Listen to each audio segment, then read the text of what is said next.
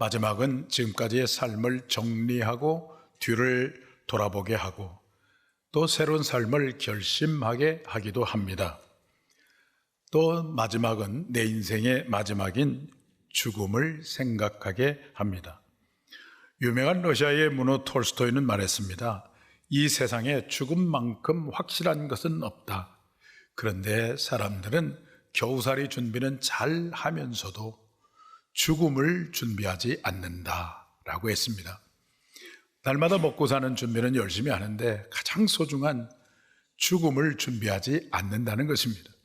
죽음을 준비한다는 말이 무슨 말일까요? 오늘을 하나님이 주신 선물로 알고 장차 우리가 하나님 앞에 섰을 때 남아있을 일들을 위해서 오늘을 살아가는 것, 다시 말하면 예수님을 잘 믿는 것이 아니겠습니까? 명절이 되면 어머니, 아버님, 형님들이 묻혀있는 묘소에 들릴 때 각 사람의 묘지 앞에 세워진 비석의 비문을 볼 때가 있습니다. 거기에 여러 가지 글들이 기록되어져 있지만 그러나 그때마다 한 가지 질문하고 싶은 것이 있었습니다. 이 사람은 무엇을 위해서 살았을까? 누구를 사랑했을까? 어디에 열정을 두었을까? 일생일대의 실수와 후회할 것은 없는가? 이런 질문을 던지고 싶었습니다. 인생의 마지막을 생각하며 오늘 살아갈 때 순간순간이 얼마나 소중한지 모릅니다. 그래서 모세는 시편 90편 12절에 이렇게 말씀하셨어요. 다 같이 보겠습니다. 우리에게 우리날 계수함을 가르치사 지혜로운 마음을 얻게 하소서.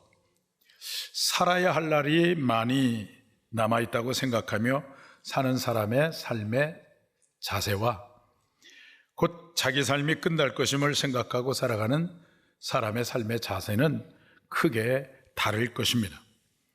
오늘 본문을 기록한 바울은 그의 인생의 마지막 시점, 인생의 겨울을 맞이하며 지금까지의 자신의 삶을 돌아보며 자신이 어떻게 살았는가를 고백하고 있습니다.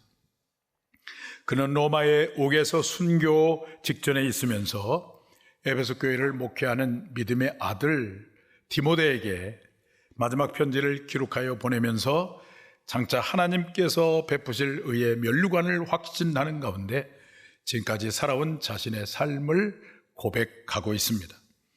오늘 주님으로부터 소중한 직분을 받고 충성하다가 시무를 은퇴하시는 두 분의 장로님, 두 분의 안수 집사님, 13분의 권사님, 그리고 함께 예배하는 우리 모든 성도님, 인생의 여정을 다 보내고 마지막을 보낸 후 오늘 바울이 확신하는 것처럼 의의 면류관을 받는 하늘의 주인공이 되어지기를 축복합니다.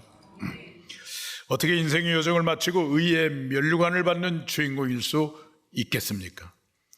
첫째는 선한 싸움을 싸우는 자여야 합니다. 오늘 7절 말씀 가운데 보니까 한번 읽어볼까요? 나는 선한 싸움을 싸우고 그랬어요. 바울은 자기 인생을 돌아보니까 선한 싸움을 싸웠다는 거예요. 오늘 우리 인생도 선한 싸움을 싸우는 인생이어야 할 줄로 믿습니다. 근데 이 세상에 싸움은 크게 두 가지가 있는데 하나는 선한 싸움이고 하나는 악한 싸움입니다. 악한 싸움은 다른 사람을 희생시켜서 자신의 욕망을 추구하는 싸움이 악한 싸움이죠. 이 세상의 대부분의 사람들이 그런 악한 싸움을 싸웁니다.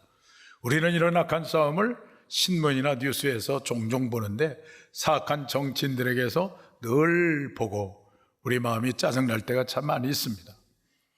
그러나 우리는 선한 싸움을 싸워야 되겠죠. 선한 싸움은 자기를 희생해서 다른 사람을 세워주고 다른 사람을 살리는 그 싸움이 선한 싸움입니다. 우리 성도님들의 대부분은 선한 싸움을 싸우고 있다고 믿습니다. 나를 희생해서 다른 사람을 살리고 세워주는 싸움, 이 선한 싸움이야말로 치열한 영적인 싸움인 것입니다.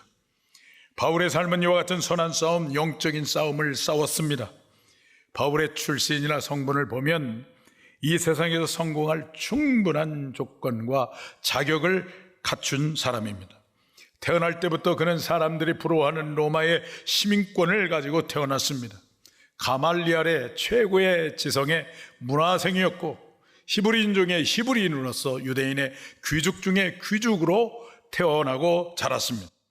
지금의 국회의원과 같은 사내들인 공회원으로서 종교적 기득권을 가진 바리새인 중에 바리새인이었습니다. 가만히 있어도 그 당시의 사회와 문화 속에서 출세하고 성공할 사람이었습니다.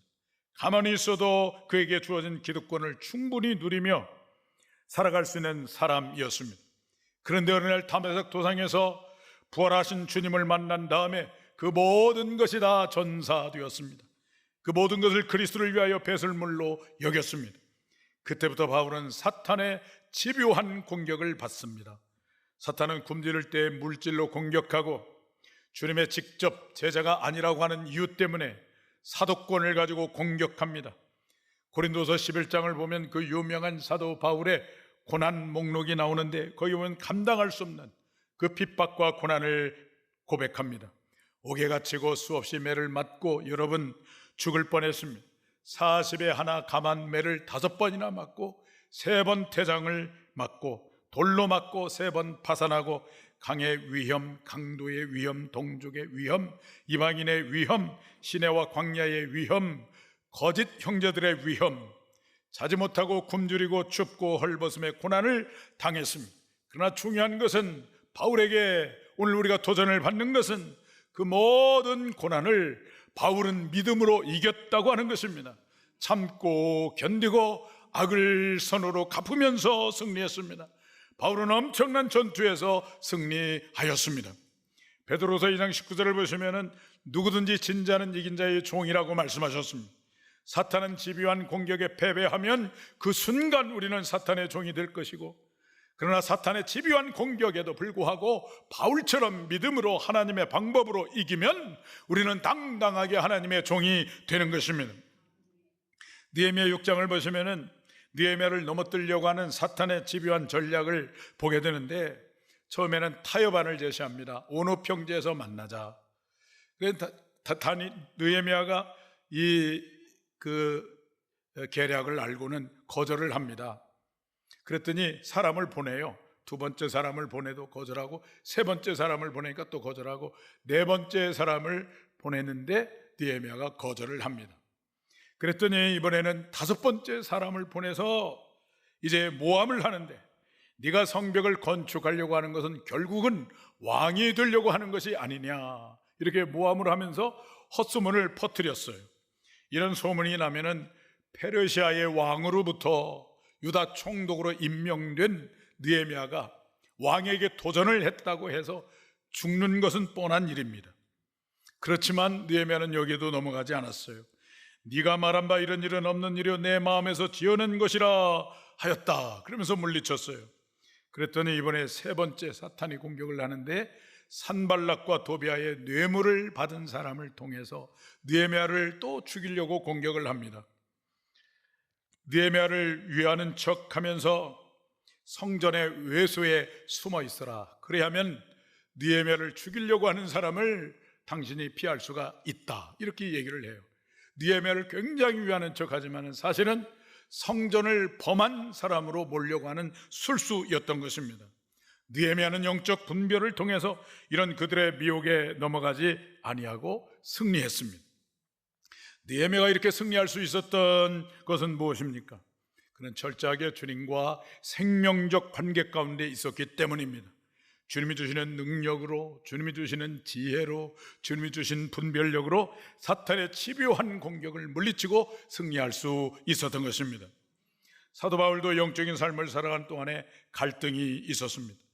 로마서 7장을 보시면은 자신의 속사람으로는 하나님의 법을 지키려고 하는데, 그러면 그럴수록 자신의 육신 속에 있는 죄의 법이 그것을 끌어당겨서 패배하게 만들었어요. 그래서 사도 바울이 로마서 7장 24절에 이렇게 고백을 합니다. 다시 한번 보겠습니다. 오호라, 나는 곤고한 사람이로다. 이 사망의 몸에서 누가 나를 건져내랴 그랬어요. 바울이 자신이 주인공이 되어서 자신의 힘으로 싸우려고 하면 할수록 패배했습니다. 최선을 다했는데 언제나 패배했어요. 그러나 자신의 힘으로 하나님의 법을 성취할 수 없음을 깨닫고 자기 자신에 대하여 항복하니까 예수 그리스도 안에 거하게 되었고, 그때부터 성령님께 붙들리게 되면서 성령의 능력으로 사는 삶이 되었습니다. 성령의 능력으로 사는 바울에게는 이제는 정죄함이 없습니다. 아무도 그리스도의 사랑에서 끊을 수가 없습니다. 환난도 곤고도 박해도 굶주림도 헐벗음도 위험도 칼도 그리스도의 사랑에서 이 바울을 끊을 수가 없습니다. 죽음도 삶도 천사도 권세자들도 현재일도 장래일도 능력도 높음도 깊음도 그 밖에 어떤 피조물도 예수 그리스도 안에 있는 하나님의 사랑에서 끊을 수가 없습니다. 바울은 선한 싸움에서 승리하였습니다. 우리의 싸움의 승리의 길은 내가 아닙니다. 예수 그리스도입니다. 내가 내 힘으로 싸우려고 하면 할수록 우리는 사탄에게 패배합니다. 그러나 나를 내려놓고 내가 그리스도 안에 있을 때, 그때부터 내가 아니라 내 안에 계시는 성령님이 싸우시고 역사하심으로 우리는 승리할 수 있는 것입니다. 오늘 은퇴하시는 성도님들, 내 힘이 아니라 주님 안에서 성령의 능력으로 선한 싸움을 다 싸우셨습니다. 그러나 은퇴는 하지만 영적인 싸움은 끝나지 않았습니다.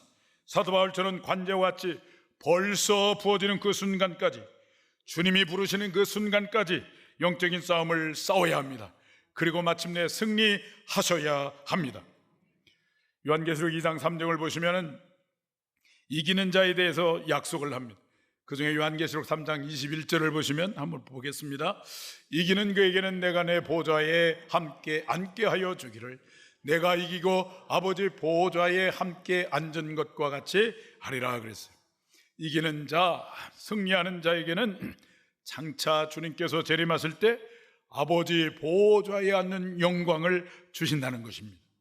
사랑하는 성도님들, 장차 주님께서 재림하실 때 우리를 아버지 보좌에 앉게 하시며 우리에게 의의 면류관을 씌워 주실 것을 바라보며 이 땅에서 선한 싸움을 싸우되 내가 싸우는 것이 아니라 주님 안에서 성령님의 능력으로 선한 싸움을 싸워서 승리하는 우리 모두가 되기를 축복합니다.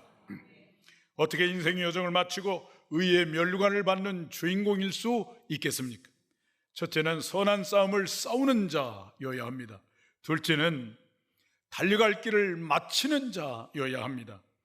의의 면류관, 하늘의 상을 받는 주인공은 이 땅에서 달려갈 길을 마친 사람입니다. 그래서 7절 말씀 가운데 이렇게 말씀하세요. 보겠습니다. 나의 달려갈 길을 마치고 믿음의 경주를 끝까지 마쳤다는 것입니다. 마라톤 완주한 선수에게 관중들이 일어나서 박수를 보내는 까닭은 무엇입니까? 그 42.19km를 달리는 동안에 얼마나 포기하고 싶은 유혹이 있었겠어요? 달려가는 길을 방해하는 수많은 장애물이 얼마나 있었겠습니까? 그렇지만 그 모든 것을 극복하고 마지막 골인 지점까지 완주했기 때문에 둘러선 관중들이 일어서서 박수를 치는 것이 아니겠습니까? 우리의 주님도 하늘의 천군과 천사들과 함께 우리가 부르심을 받고 사역을 감당하는 동안 포기하고 싶은 유혹, 감당하기 어려운 시험들, 고난, 아픔, 상처 받음이 있지만 그래도 포기하지 않고 끝까지 그 모든 것을 이기고 경주하는 여러분, 오늘 은퇴하시는 우리 성도님들을 하늘의 천군과 천사와 함께 우리 하나님은 크게 기뻐하실 줄로 믿습니다. 그러면 바울이 달려갈 길을 마쳤다고 했을 때 그 달려가는 길, 우리가 경주하는 것이 무엇이었을까요? 그것은 한마디로 말씀을 드리면 영혼을 구원하는 것입니다. 전도와 선교를 말씀하고 있는 것입니다. 사도행전 20장 24절 말씀을 보겠어요. 내가 달려갈 길과 주 예수께 받은 사명, 곧 하나님의 은혜의 복음을 증언하는 일을 마치려 하면은 나의 생명조차 조금도 귀한 것으로 여기지 아니하노라. 사도 바울의 달려갈 길, 즉 하나님으로부터 받은 사명은 뭐냐면 하나님의 은혜의 복음을 증거하는 것이라고 말씀하고 있습니다. 하나님께서 우리를 구원해 주신 목적은 쉽게 그리고 간단하게 말씀을 드리면은 잃어버린 영혼을 구원하도록 하기 위하여 하나님께서 여러분들을 불러주셨다고 하는 것입니다. 요한복음 15장 16절을 보시면 한번 읽어보겠습니다. 너희가 나를 택한 것이 아니오 내가 너희를 택하여 세웠나니 이는 너희로 가서 열매를 맺게 하고 또 너희 열매가 항상 있게 하여 내 이름으로 아버지께 무엇을 구하든지 다 받게 하려 함이라 그랬어요. 열매를 맺게 하려고 하나님이 여러분을 택해 주셨다는 것입니다. 그 열매가 무엇입니까? 바로 영혼 구원의 열매이죠. 여러분 신앙생활하면서 어느 때 가슴이 뜨겁고 어느 때 감격과 기쁨이 있고 영적인 힘을 얻었습니까? 어느 때였나요? 한 영혼이 주님을 만나서 돌아올 때가 아니었나요? 여러분이 기도한 누군가가 여러분 때문에 예수님을 믿고 세례 받을 때가 아니었습니까? 우리가 교회 창립 100주년을 맞이하여 여러 가지 일들을 하고 있는데 최고의 100주년을 맞는 것, 하나님이 기뻐하시는 100주년이 되는 것은 무엇일까요? 여러분을 통해서 잃어버린 한 영혼이 구원받는 것이 아닐까요? 창립 100주년이 되는 그 주일에 여기 계신 우리 성도님들, 여러분들만 오시지 마시고 지금부터 기도하고 섬기셔서 한 분이 한 분 이상 주님 앞에 나와서 함께 예배를 드리고 100주년을 맞는다고 한다면 그 100주년이 얼마나 하나님께 기쁨이 되고 영광스러운 100주년이 되겠습니까? 주님께서 예비하신 면류관은 끝까지 영혼구원의 사명을 완주한 자에게만 주십니다. 중간에 포기하거나 낙오된 자에게는 상이 없습니다. 고린도전서 9장 24절을 보겠습니다. 운동장에서 다름질하는 자들이 다 달릴지라도 오직 상을 받는 사람은 한 사람인 줄을 너희가 알지 못하느냐? 너희도 상을 받도록 이와 같이 다름질하라 그랬어요. 다름질하는 자들 다 달릴지라도 상을 얻는 자는 한 사람만 있다는 거예요. 한 사람. 그 한 사람이 누구냐면은 이 경주를 끝까지 한 사람을 가리키는 거예요. 끝까지. 우리가 모두 그 상을 얻을 수 있도록 다름질하는 여러분 모두가 되기를 축복합니다. 사랑하는 여러분, 우리를 부르신 사명은 영혼을 구원하는 것입니다. 영혼을 구원하는 그 믿음의 경주를 끝까지 감당하시기를 축복합니다. 나만 예수 믿고 구원받고 천국 가는 것으로 만족하면 안 돼요. 그러기 위해서 하나님 우리를 불러주신 것이 아니에요. 우리를 불러주신 것은 열매를 맺게 하려고 하나님 우리를 불러주신 것입니다. 영혼을 구원하려고 하다가 실패할 수 있어요. 막힐 수 있어요. 구체적인 성과가 없을 수가 있습니다. 그러나 그것은 실패가 아닙니다. 포기하지 않고 끝까지 기도하고 만나주고 내가 만난 예수님을 전해주는 것입니다. 우리는 그렇게 복음의 씨를 뿌리면 우리 주님은 주님의 때에 반드시 거두어 주실 것입니다. 주님께서 주신 이 귀한 영혼 구원의 믿음의 경주를 끝까지 달려감으로 의의 면류관을 받는 하늘의 주인공이 다 되시기를 주님의 이름으로 축복합니다. 어떻게 인생의 여정을 마치고 의의 면류관을 받는 주인공일 수 있을까요? 첫째는 선한 싸움을 싸우는 자여야 합니다. 둘째는 달려갈 길을 마친 자여야 합니다. 세 번째는 믿음을 지킨 자여야 합니다. 7절 하반절 말씀을 보겠어요. 믿음을 지켰으니 그랬어요. 사도 바울은 죽음 직전까지도 예수 그리스도에 대한 믿음을 간직했습니다. 의의 면류관은 누구에게 주어지는가? 예수님에 대한 믿음을 끝까지 지킨 자입니다. 얼마 전에 사랑하는 어느 권사님 가족들이 갑자기 전화가 왔어요. 목사님, 임종 예배를 드려주세요. 깜짝 놀라서 병실에 달려갔습니다. 예배를 드린 후에 가족이 어머님께 묻습니다. 어머님, 목사님께 꼭 하신 말씀 해보세요. 말을 할 수가 없죠. 근데 산소 마스크를 떼주니까 있는 힘을 다해서 한마디를 하셨는데 그게 뭐냐면 끝까지라는 단어였어요. 끝까지. 이 말의 의미가 여러 가지인 듯 했습니다. 끝까지, 마지막까지 주님에 대한 믿음을 강조한 듯 하기도 했고 또 한 가지는 주님이 부르시는 그 순간까지 이 예배당에 와서 하나님 앞에 예배를 드리기를 바랬는데 그러지 못했다는 말로 들렸습니다. 작년에 리모델링을 시작할 때 아픔을 이끌고 제 방에 오셨습니다. 목사님, 제가 이 몸으로 교회 창립 100주년 기념주일까지 예배를 드리게 될지 그 전에 하나님의 부르심을 받을지 알지 모르지만 모르지만은 그렇다고 그러면서 이것저것 다 다 모아가지고 큰 헌금을 해주셨어요. 권사님의 그 헌신이 하늘의 귀한 미랄이 되어서 너무나 아름답게, 조금도 부족함이 없게, 그리고 모든 성도님들이 감사한 가운데 리모델링을 완공했고, 지금 우리가 쾌적한 환경에서 감격하며 예배를 드리고 있습니다. 인생의 여정 가운데 믿음으로 살다가 인생의 마지막에 이 귀한 믿음을 남긴다는 것, 너무나 귀하고 숭고한 것입니다. 그러나 안타깝게도 이 세상에 얼마나 많은 사람들이 처음에는 불같은 믿음으로 시작했다가 중대에 포기한 사람이 얼마나 많은지 모릅니다. 제 후배 목사님이 갑자기 전화가 왔어요. 목사님 여기 사무실로 와보세요. 왜?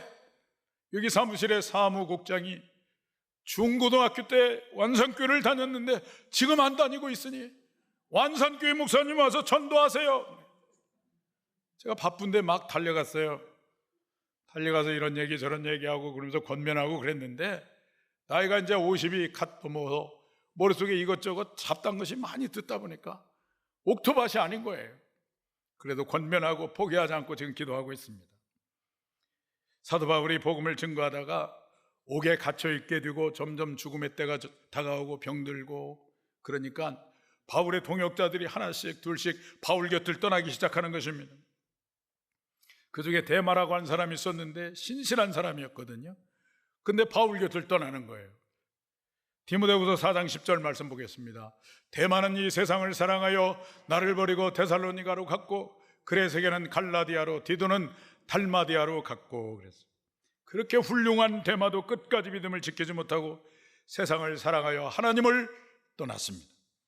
그런데 오늘 은퇴하시는 장로님, 집사님, 권사님 끝까지 믿음의 경주를 하셨어요. 앞으로도 믿음의 경주를 하시다가 하나님께서 부르시는 날 아직 멀었어요. 지금 무슨 시대라고 그래요? 100세 시대라고 그러잖아요. 우리 교회는 70대가 가장 젊어요. 하나님이 부르시는 그날 아직 멀었어요. 언젠가 모르지만 사랑하는 자녀들에게, 우리 믿음의 후배들에게 아름다운 믿음을 남기심으로 장차 하나님께서 베푸시는 의의 멸류관을 받는 주인공이 되어지기를 축복합니다. 누가 영적 싸움에서 승리하고 마침내 믿음을 남김으로 장차 영광스러운 하늘에서 하나님으로부터 의의 멸류관을 받을 사람일까요? 끝까지 주님께 대한 믿음을 간직하다가 주님이 부르시는 그날 정금보다도 귀한 믿음을 남기는 사람입니다. 그래서 요한계시록 14장 4절을 보시면, 누가 하늘의 보좌에서 내 생물과 장로들 앞에서 새 노래를 부르는 구원받은 14만 4천에 속한 사람인가 말씀하실 때 이렇게 말씀하십니다. 요한계시록 14장 4절 보겠습니다. 이 사람들은 여자와 더불어 더럽히지 아니하고 순결한 자라, 어린 양이 어디로 인도하든지 따라가는 자며 사람 가운데서 속량함을 받아 처음 익은 열매로 하나님과 어린 양에게 속한 자들이니. 그래서 믿음의 정절을 끝까지 지키며 예수님께서 어디로 인도하든지 따라가는 사람, 그 길이 험한 길일지라도, 좁은 길일지라도, 고난의 길일지라도 주님께서 인도하시면 어디든지 따라가는 사람, 그 사람이 어린 양께 속한 사람이고 구원받은 하늘의 주인공이라는 말씀입니다. 오늘이 우리의 마지막 주일인 것처럼 우리의 인생의 마지막이 올 때가 있습니다.